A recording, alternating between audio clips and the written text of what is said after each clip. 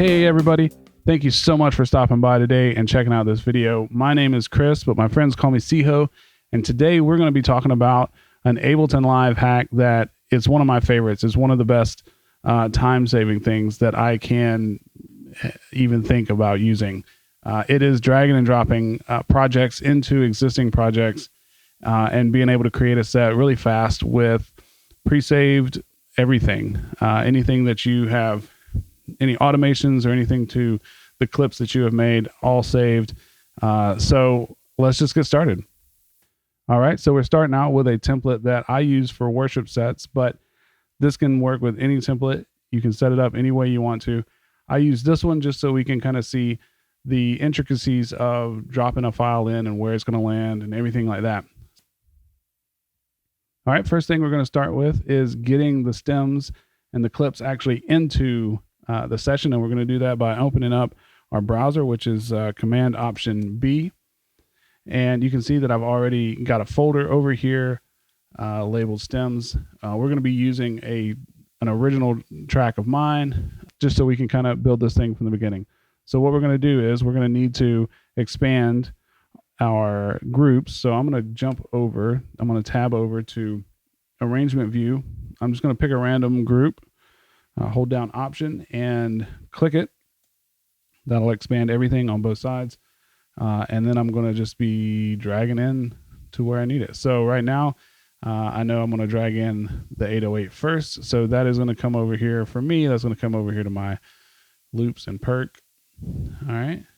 Then I'm going to take this mod piano, drag it over here into keys. And then the only thing else I have is vocals. So in this case, I could either drag them one by one, or I can select them both, drag them over there, and you see how it's going to try to make a new scene if I just drop them here. So what I'm going to do is I'm going to hold down Command, and that will line them up so they drop into adjacent tracks. So now that we've got that done, we're going to close the browser. I'm going to jump over here. I'm just going to name this scene Unsavory Actions. I'm going to spell it correctly though. All right. So there we are with that. And now we're just going to play it. Boom. Works fine. All right. So what we're going to do is let's just jump down and make some changes just for the heck of it. All right. So I'm going to Command Option L will open up my track editor. And let's warp these things, huh? How about that? And actually what I'm going to do is I'm going to jump over here and select the rest of them as well. And warp them all at the same time. And I don't know. Let's see what else we want to do. Let's start it at measure 5. All right. I'm also going to take a second and close up some of these things that I don't need. And let's see. Start at measure 5. Start at measure 5.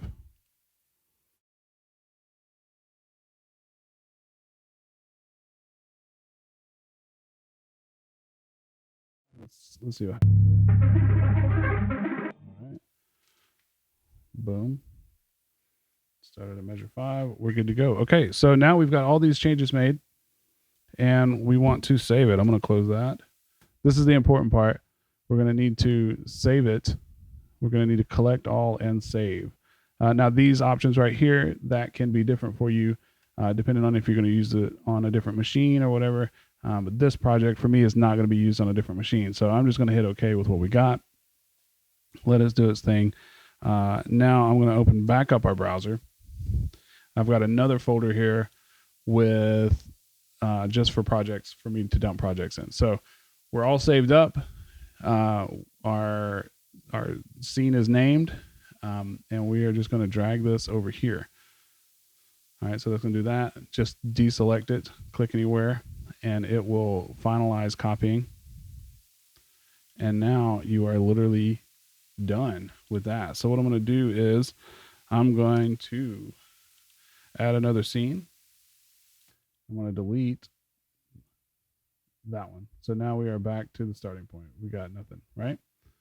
All right, and I'll leave it right here so you can see what's fixing to happen. So what I'm going to do is select this ALS file and just drag it over to my scenes column, and boom, there it all is. Now we can look at